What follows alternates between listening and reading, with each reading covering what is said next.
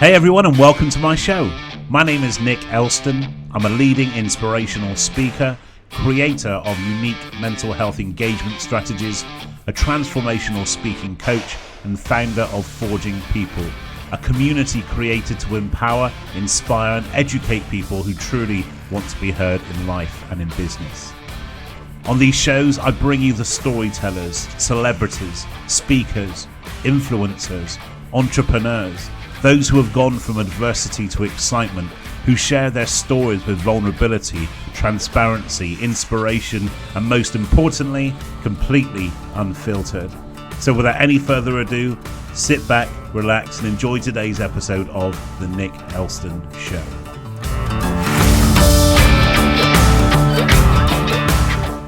Hey everyone, a big welcome back to the Nick Elston Show. It's season 3, episode 9, and today I have another amazing guest to bring you. Our paths first crossed through the wonderful world of business networking. Actually, it was kind of post-pandemic as well, so there is a silver lining to all this too. Today I have the brilliant Mr. Graham Ash. Big round of applause for Graham. Hey, thank you very much, Nick, and welcome. I'm really pleased to be here. Very good. So for those watching the video of this, they're going to feel extremely paranoid right now. There's about like 50 Henry vacuums staring at me from behind you. You can tell us about that for sure, but tell the guys who you are and what you do, where you're from. Yeah. So, hi, everyone. As Nick kindly said, my name's Graham Ash. I'm a commercial, customer-facing retailer with over 30 years experience from a number of different organisations of various size and scale, from FTSE 100 down to small SMEs.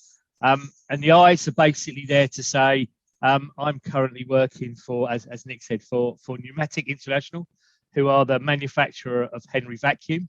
The eyes have it. It's very familiar. It's a very, very familiar face. Everybody knows it. And I'm helping them with their sort of journey from really being a manufacturer into a seller. So, you know, what does that look like? What does it feel like? Across various channels, I've worked internationally. I've worked across multi-channels. I guess my passion is helping shape and develop things, whether that's people, whether that's functions, or that's business. I love working with people. I've thoroughly enjoyed, 30 years of working alongside, being led by some great people, and being able to be in a position where I've been able to influence people's careers. I like to think, I'm not the, I don't think I'm the typical hierarchical leader, motivated by what I'm called and, all those sorts of things, just like getting on with people and getting on with it. I like that. I mean, for those who are listening to the audio, you don't know what Henry vacuums are. Firstly, what rock have you been living under? But you never know. It's got a global reach, this show. So they're basically the vacuums, and they have like a smiley face on, and the nose is like the kind of the vacuum kind of cord coming out. Yes, the nozzle. Yeah, the hose. Yeah. And it's not just Henry, is it? And like I said, I'll share with you No, Henry's got a few friends. He's got Hetty and George, and yes, they come in very, and it's not. Most people will recognise it as seen in a number of retailers or online. Most people have got one in their home somewhere, probably in their garage or in their shed or something like that. But it's a whole commercial operation. Yeah. Pneumatic make machinery for facilities management companies, supplying directly into hospitals, large scale floor care cleaning equipment. Worldwide, has a presence in 16 countries throughout the world. Wow. So hopefully anyone watching will have some recognition. Yeah, absolutely. And like I said, I quite openly share with you. This kind of shows about lockdown as well. Kind of me and my wife having quite a heated conversation recently about what's best of a certain well-known vacuum manufacturer or a Henry. And I was Team Henry all the way, to be honest. It's a good all-rounder, isn't it? Absolutely. It's a robust, well-made, powerful vacuum cleaner. Yeah. Is it innovation? Is it, scientific? You could argue no. but you could say when it was invented, by the current owner, yes, absolutely it was. It's still true to its heritage today. The thing that guess most people don't know is 95% of the parts are made in the UK. It's manufactured in the UK, and the majority of the plastic used in it is recyclable plastic. We basically buy in plastic, pulp it up, and remold it ourselves. So there's a whole sustainability thread to the pneumatic business, which is quite powerful and quite strong. Yeah, absolutely. So given your experience as being like client facing and understanding those kind of emotional drivers why people connect to certain products or things, that face on a product, is it the same thing as why they shape kind of pet toys the way that they do? The pet doesn't realize exactly what it is, but because we humanly connect to that, we kind of personalize it in a sense. We kind of characterize it. Yeah, I think Henry was unique, and it was quirky when it was invented, and it remains as quirky today because it really does. Nobody's really ever tried to replicate or copy or anything like that. So I think it's one of those niche entities, and it's a bit like a car badge. People will recognize car badges because there are some emotive things that play into customers. And if you understand, I have a philosophy which is about, I have an acetate. So some people on here will remember them. I think lots won't. Acetates were used on overhead projectors. Probably when most of us were at school. I have one in my garage, which is where I've got all my stuff from my career. And in the middle of it, it says "Think like a customer."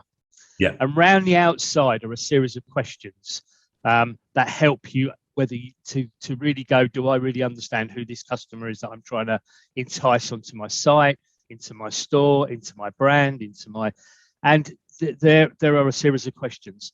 I use it in presentations today because I'm asking the same questions today, about thinking like a customer. How do I attract them? How do I drive traffic? And it used to be traffic to my store. Now it's traffic to my site. So the answer is different. The question is exactly the same. Yeah. And it all comes back to, it's all about customer facing. Yeah.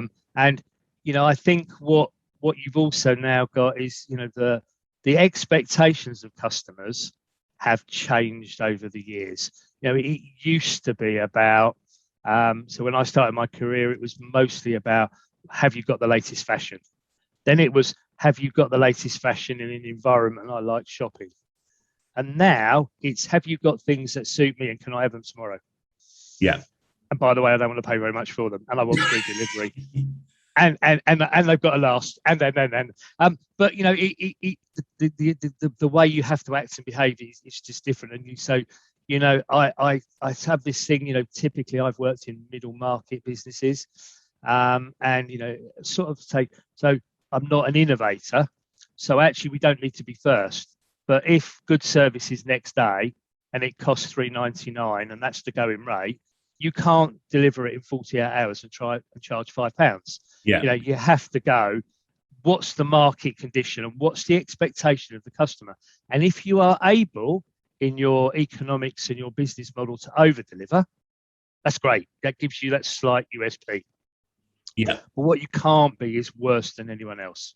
Yeah, absolutely.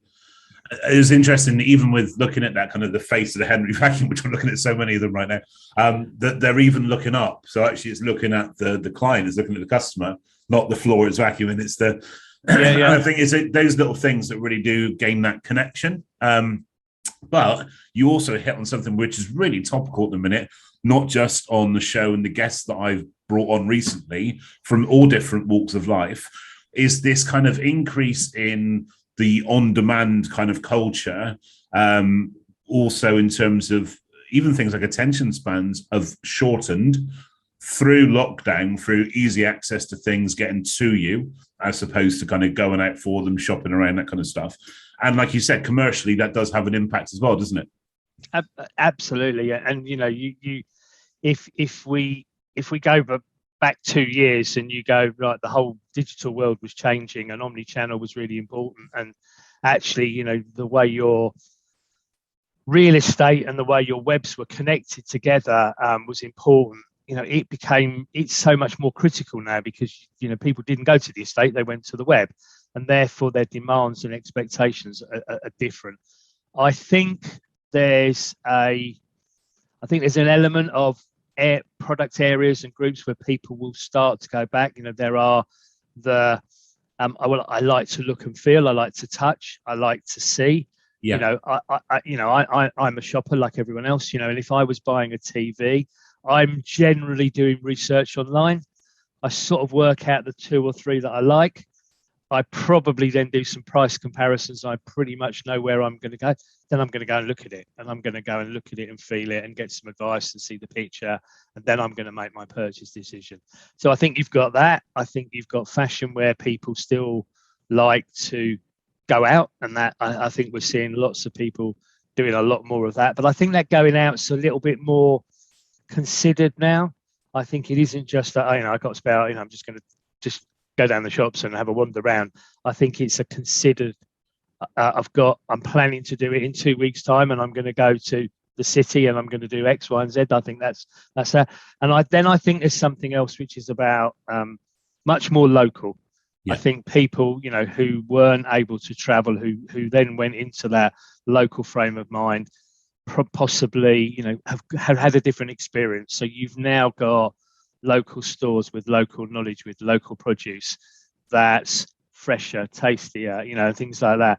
And hold on to that. And I think there will be, but little businesses have got to go, actually, whereas they had naturally people coming, now they're going to have to fight because people have got the choices again.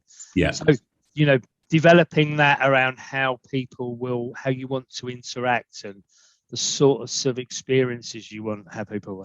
I was doing a networking event this morning with a lady who's changed her career, and she set up a fashion brand. And what was really interesting was she sort of shared her journey, and she shared the trials, the tribulations, the ups and the downs, but she was just really authentic and genuine. Yeah. And that's what she's been talking about on her social media. When she's having a bad day because her new collection launched and the website crashed, that's horrendous. Yeah. But she shared it. She didn't hide behind it. She shared it. And I think there's those, people, stuff happens. We hit barriers, we hit problems, we generally find ways around them, or, it might railroad us for a period of time. But generally people find ways around it and they come back and I think people are going, we've all been in that. We've all been in that situation where I've been on a Zoom call for work and I've lost my internet connection and I've missed the critical part, or the cat's walked across the keyboard. We've all done those sorts of things. And, I think we've just become more human and more genuine about it. And I think I personally believe, I just think we've become nicer people, and how we interact with people is different. And we're more friendly, we're more chatty, we're more personable. It isn't, because you just don't know what's around the corner. You don't. This is such an interesting point. I love these kind of conversations because genuinely, as it's not scripted, there's no agenda, but it just flows. And that use of vulnerability in business hasn't always been a valid option for a lot of people. They haven't felt safe enough to share the downs, and sometimes even the ups in the UK. It has to be said, we're not good at shouting about ourselves as well. You have had a career which is, as it's star-studded with some of the world's leading brands, and you've been in business for a long time. How have you seen that kind of evolve over that time, based, like you said, on 30 years ago to today? That use of vulnerability just wasn't an option before, was it? No. How has it changed? I think there are organisations who've made huge inroads and changes, and there are those who are talking about it and don't really quite understand what that means yet. You're absolutely right. I've worked in some big organisations, and I worked for the Burton Group in its heyday when Ralph Halpern was leading it, and there were some very, very capable people in there, but there were also some very capable people who were very loud. and very outspoken and very vociferous, and they tended to get the opportunities first. I'm not saying that they weren't warranted or weren't deserved, but they tended to get them first. I was more of a let the results speak for themselves and not sort of go, hey, look at me. And you sort of go, and I still think that was a great, it didn't prevent me from having the career that I had. Yeah. I think, I think you find the things that are, I think I think where we are today, and I think this is potentially the big difference, is people, it used to, so my career path was, am I going to go up the next level and can I get more money? Yeah. And when do I trigger the company car? And it became benefit or package orientated along with a career path. Now I think people are doing some of that, but I think they're also going, is this an employer that I want to work for? What do they stand for? Do I want to be able to go, I'm proud to work for them? Have they got the same morals and ethics that I have? And you look at particular business and business leaders, and you read about the Panama Papers, the property thing that Panorama are doing at the moment, and you read in there some of the people who are famous, infamous, who have commentary against them about what they have done with their money when businesses were in difficult straits. And we don't know the facts and the reality of it, but that's, if you were in that sort of business, how would you feel? I've seen a pictorial diagram recently, which is a sort of a marketing slide, which is basically a picture of an iceberg, and the above the water is very much around what you and I might see of that business or that brand. It's what we touch, what we feel, how we see the product, and everything below the water is what goes on that we don't see. And that's the bit where you really want to get into it and go, right, do I want to work? And you can think of, we can all think of some examples of businesses that have been called out by the press or by their employees, recently around whether that the is the stuff below the waterline what you really want. I was reading an article last night on the BBC News website of a Facebook employee who is talking to the government in the US about the way Facebook her perception or her commentary around how Facebook operates and what it could and couldn't do around people's access to it, bullying, mental health through social media. And I don't use Facebook, so I don't know. But what the commentary, if it's correct and if it's validated and proven, basically said, profit became before people. Mm-hmm. Now, if that statement's true, is that the business you want to be in, or actually do you want to go? Because I think genuinely, if you were starting out in your career now, you'd want to be able to know I can develop it, but I can develop it in a business that I like and has the same sort of moral standings that I do, because I think those morals and scruples and vulnerability and everything are quite important, and you can show them.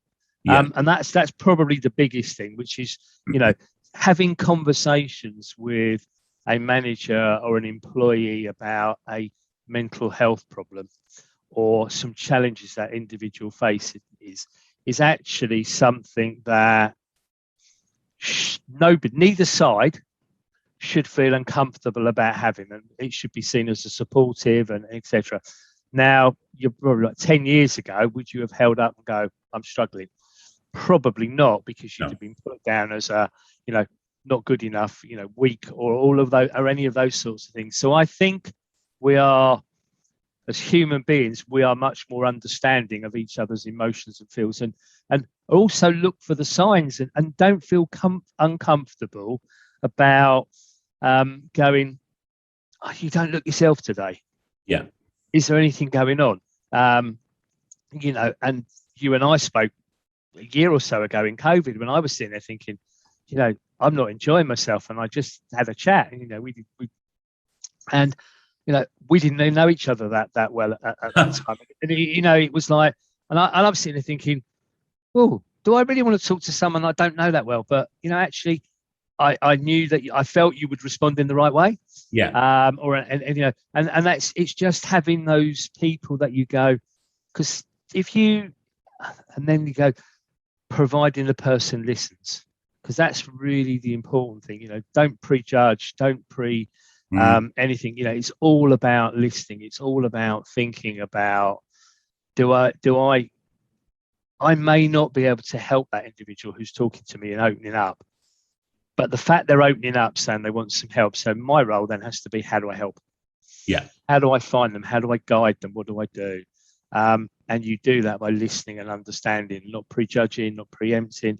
And I think, therefore, you're if you were writing a management book today, it would be very different to what it would have been 20 years ago. It would have been about, because actually there's a whole, you as a manager are vulnerable, and you've got to be, have that human side to it. And I've worked with some people who've been very understanding, and so that, and I've also worked for some people you'd probably describe as dictatorial. Yeah. And it worked. At that time it worked. Because but I think it has to be adapted today, and that's where I think the group of leaders coming through, you've got a different set of skills. You can talk about the hard skills, about they need to be digital savvy, and they didn't need to be many years ago, but there's a whole series of skills that are around human beings and human nature. And that is absolutely, I think, probably, to be a good manager, to be a true leader of people, you have to be able to understand how they're receiving what you're saying, how they want to receive it, what they want, what you're really saying. And I can think of an example of a pub chain who went into COVID and went, we're putting you all on furlough. Why don't you go and get a job with Tesco's? And what they really, and that was a bit like, perceive that message as, we're putting you out to grass, not our problem. We didn't create COVID. Now, you could have reframed that message as to go, we understand it's going to be some difficult times. We understand furlough's not going to cover all your pay. We know that, the supermarkets are going to be having extra demand. They're going to be doing more online deliveries. And we've buddied up in our local areas with the local supermarkets. And by the way, we understand how we can support you with introducing you into vacancies, and, you'd have buddied up. Now, those employees would have sat there thinking, yeah, do you know what? It's really tough, but God, what have they done for me? It might not be right, but they've done something, and I can have that conversation. Yeah. And I think that's really important. I worked for the British Shoe Corporation when it was sold by Sears, and the measure of success of the sale wasn't how much money Sears got for the business, but it was how many of the employees got jobs within 6 months. That was their measure of success. It was all about the people in the business. So there were businesses doing it then, because that was really important. It's absolutely critical in this day and age, I think. Because actually what you want is, you want great people and you want to retain them. Are you truly being heard in life, in education, in business?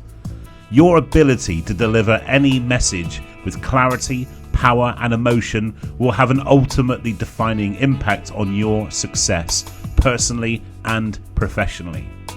Forging People, founded by Nick Elston, is an online community developed to empower, inspire, engage and educate you to truly step up.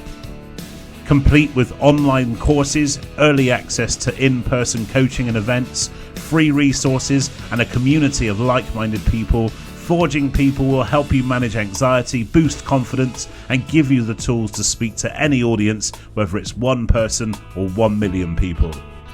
Speaking is more than just standing on stage. Speaking is business. Speaking is leadership. Speaking is influencing. Speaking is life.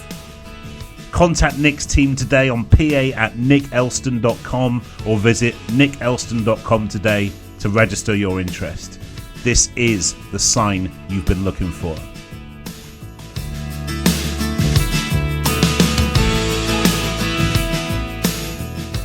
Yeah, absolutely. And in that shared transparencies you just shared about kind of our chat last year, actually, you were the probably only person to call me out on something which was going on with me as well. So there was a very brief period for last year where the beard went and the cap went, and you just said to me, and you called it, nobody else called this. And even now, I'm very grateful for this. You said, are you okay? It just doesn't seem like you. And actually, at that point, I wasn't okay, if I'm honest.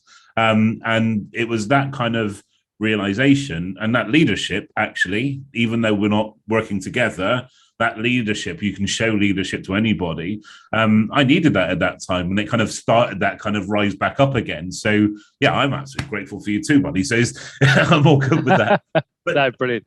You're quite right. The past kind of over the period of your career, you've seen like huge transitions. I mean, I'm thinking back to the start of my career when the office supplies industry, where in the catalogs we still had typewriters and acetates and overhead projectors and things. And that wasn't, in the grand scheme of things, that long ago. You're only looking at, what, 20 odd years, something like that.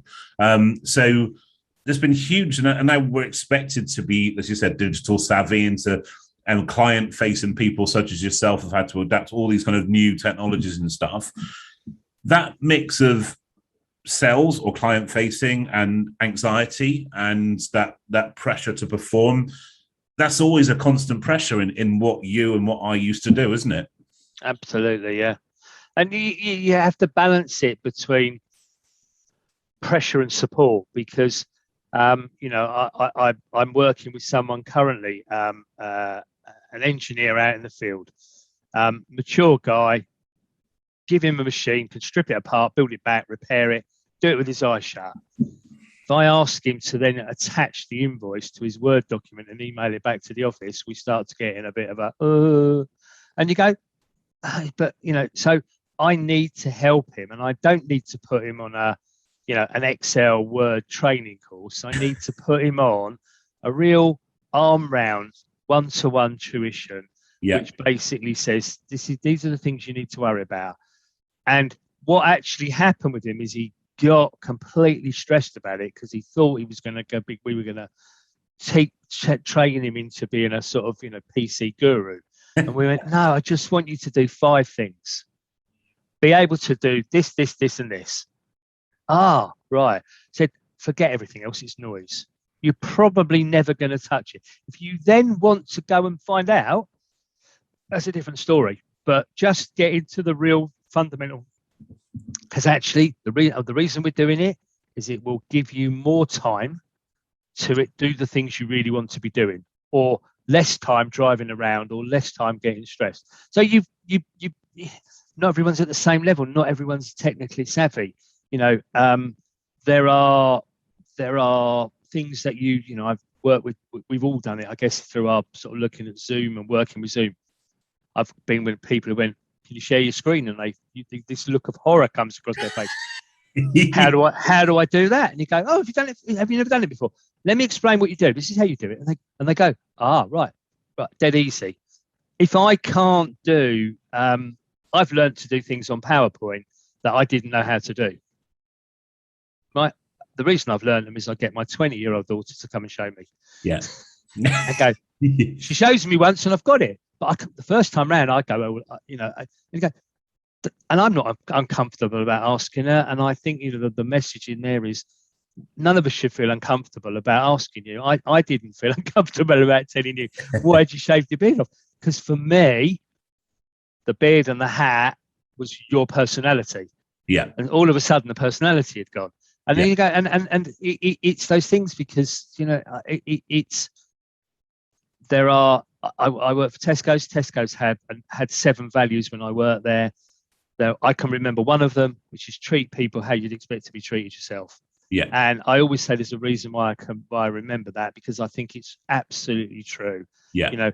If you and I speak with respect to each other, that relationship builds from there. Yeah. And you build some trust, you build some, the fact we can have those sort of more blunt conversation or direct conversation, because it's done from a supportive point of view. It's not done from a what up, Wally. It's those sort of things. So I think that's how you build up that rapport with people and that relationship. And I'm I'm still in contact with lots of people I've met throughout my career who've gone on to bigger and better things. And isn't it great to look and reflect at the careers that they've had as well? Because you've helped them and you've set them on that journey. Yeah, absolutely. So you've spoken about what you do now and what you've been doing along the way. Kind of going back in reverse, tell us about Graham Ash, the early years. Whoa, blimey. Graham Ash, the early years wanted to be a PE teacher. Okay. But why was that out of interest? Because I was quite sporty and, into lots of sports. Discovered at that point, went to school that played rugby and didn't play football. I wanted to play football and resisted playing rugby because when I used to play rugby, my dad used to stand on the sidelines and banter and challenge and criticise and all those sorts of things. And I discovered a few years after I stopped playing rugby, the reason he used to do it was he did a trial for England schoolboys. And he really wanted a rugby and he could see this sort of essence in me. And if I look back and you go, I probably should have played rugby and not football because I was better at it. But, you don't think that at the age of 14 or 15. But I didn't fancy going to university. So I didn't become a PE teacher and I went to college, didn't enjoy college, decided to leave. And my mum said, you can do what you like, but you've got to get a job first. So I landed a job as a management trainee in John Lewis.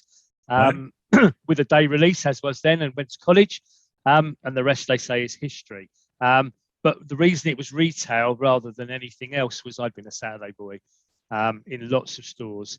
I started off in a greengrocer, one-man band.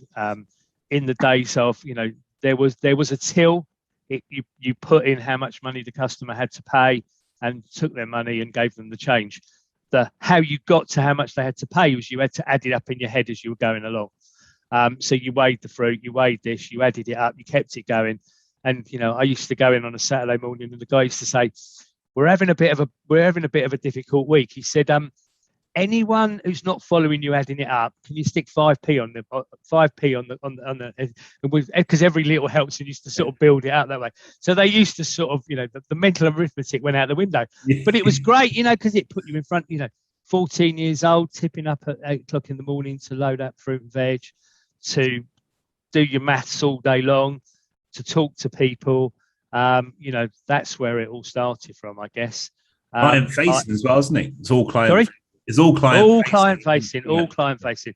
The only challenge with it was I got to a point where I hated working Saturdays because I wanted to go and watch football. But I couldn't because I didn't have any money.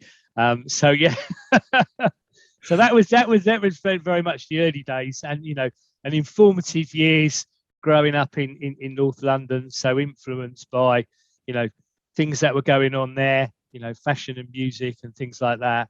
Yes. So in the days, what should I add up to? In the 70s, in the 70s. But you look back and you look back at some of the bands and culture that's around today, and you go, I can remember seeing some bands that are world famous now in a pub in Finsbury Park when they were unknowns. Yeah. And that you sort of look back and you think, oh, they're the things that sort of informed you. I sat next to Simon Le Bon at school. Things like that, so there's little things like that. He's worn better than I have in terms of but it's they're the sorts of things, and you look back and there's little snippets like that you remember and things like that. You kind of preempted my next question as well. So I was going to put a lot of money on it wasn't a Southwest accent where you are obviously right now. So North London boy. Well, mine's an eclectic accent. I think because I was born in Gloucester. I grew up in Bristol. Yeah. Moved at the age of 11 to Northwest London. Spent 20 years there, and then moved out to Hertfordshire, then Northampton, and then for the last 10 years I've been back in the Southwest, and it feels like I've come home. Right. I wouldn't trade it for anywhere else. My wife is a London lady, born and bred, and struggled for the first year down here. Too rural, nothing around, nothing on the doorstep, no people, and now loves it. Yeah. We live in the Somerset Levels. We call it we call it the Hour Village, because we're an hour from Bristol, we're an hour from Exeter, we're an hour from the Dorset coast, we're an hour from the Devon coast. But, you know, this is a guy who used to spend 2 hours each day, each way, traveling in and out of London. So an hour's nothing. Yeah, exactly. And when you can have we like to get out and about, and, you know, you invariably find us on a Friday night somewhere on the coast, sitting, you know, either in the pouring rain or the glorious sunshine or anywhere in between, with a bag of fresh fish and chips, because it's just, you know, the nice thing to do. And it's just, you know, it's perfect. Yeah, you know, a traffic jam's getting stuck behind a herd of sheep now, as opposed to, you know, sitting on the M1 with 3 lanes of traffic going nowhere. You mentioned football. Who's your team? Do you have a team or just football? I have a team. I have been following the red half of North London for more years than I care to remember. I started going. So this will show my age and anything. I started going in 1970. And at the age of 12, I could get my paper round money. I could get the tube from Pinner, where I lived, to North London, to go into the ground at Highbury, buy a programme and a Mars bar, and get the tube home, and still have a little bit left over. And there's 2 things in there. One is it was 25p to get in. And the secondly, I was 12 travelling across London by myself. So, first of all, would you let a 12-year-old do that in this day and age? Not a chance. And my 25p entry fee is now between £50 and £80 a game. It's crazy, isn't it? Do you ever get back? I'm still a member. I was a season ticket holder for many, many years. Yeah. I'm now a silver member, which means I can get tickets pretty much for any game 2 months in advance. I haven't been for 2 years, but I am getting itchy feet this season at the moment. So it's a Berries coach from the southwest up to London, and hopefully a cheap day out. Yeah. And we're recording this just after a London derby win as well, I believe. Absolutely. I was tempted to say North London's red, and it always is, but Yeah, the views of Graham Ash are not. Throw the disclaimer in. So, aside from football and fish and chips, what else do you like to do to kind of chill out and unwind? I'd love to. I mean, I still occasionally surf. I've regressed to bodyboarding more than surfing recently, and I invested post sort of the break between the COVIDs in a stand-up paddleboard, which I am desperately trying to master at the moment on my local river. So if you're ever on the River Parrot down in Somerset and you see some bloke flashing about in the water trying to get back on his board, it's probably me. But no, a lot of water sports. I love. You know what? My favourite beach around here is Salt and Sands. I've got 2 dogs. Beautiful.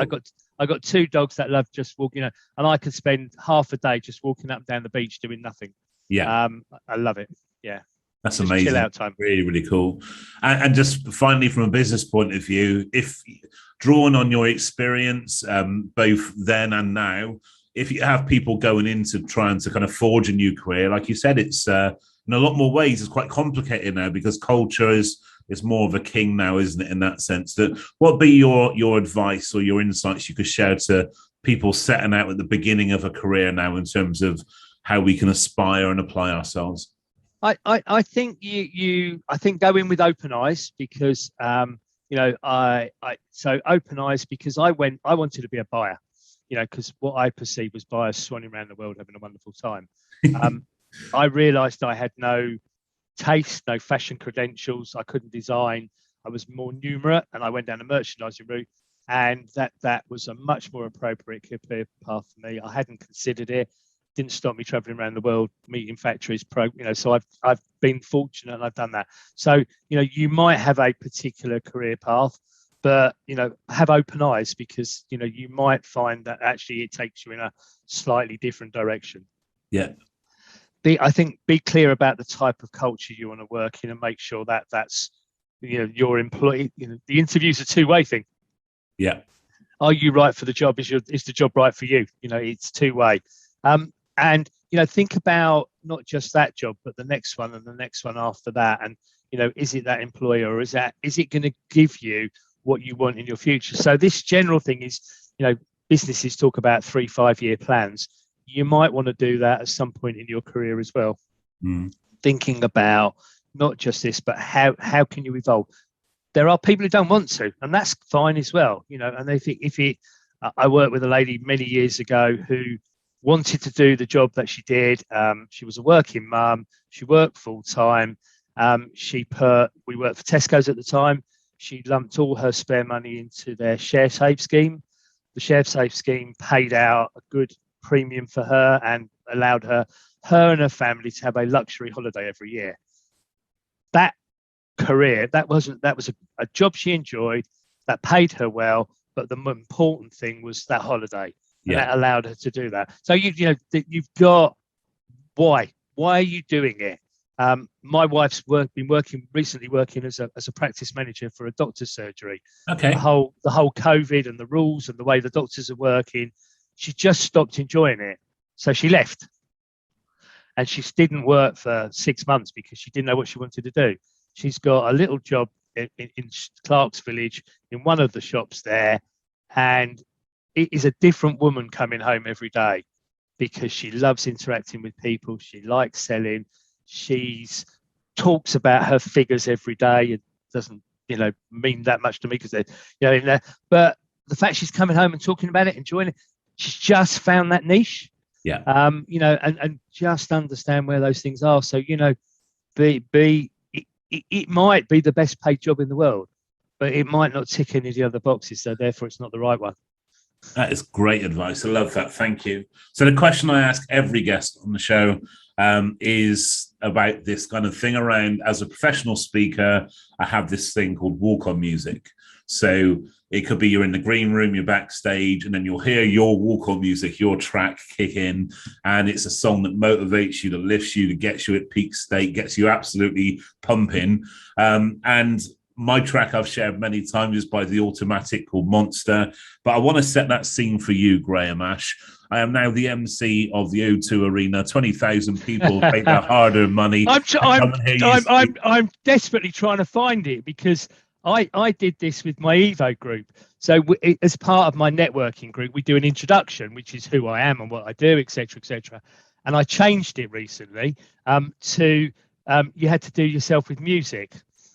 You had to introduce yourself with music, and I chose a track by Jack Johnson. And I'm sitting here now thinking I can't remember what on earth it's called. So I'm trying to look for it, and I can't find it. Oh God, where is it? Please hold, ladies and gentlemen. Yeah, please hold. Please bear with the really this thing badly. I've got about not editing, that we're just going to keep this and make it really awkward until you don't. It's called Better Together. Better Together. So your walk-on music to the O2 Arena would be Better Together. That'd get you pumped, motivated. That would get me pumped because it's about being together with people that I work and enjoy being with. Love that. Good stuff. Mr. Graham Ash. Big round of applause. Thank you very much, so Nick. much, mate. You've been a great guest. Thank you for coming on the show. Real pleasure to have you on, sharing your kind of pearls of wisdom with everybody. Please do connect with Graham. He's already said he would love to hear from people that have any questions or want to connect. So his contact details are in the bio. Please do reach out to Graham. He'll be delighted to hear from you. So thanks again, Graham. Really great to have you on the show.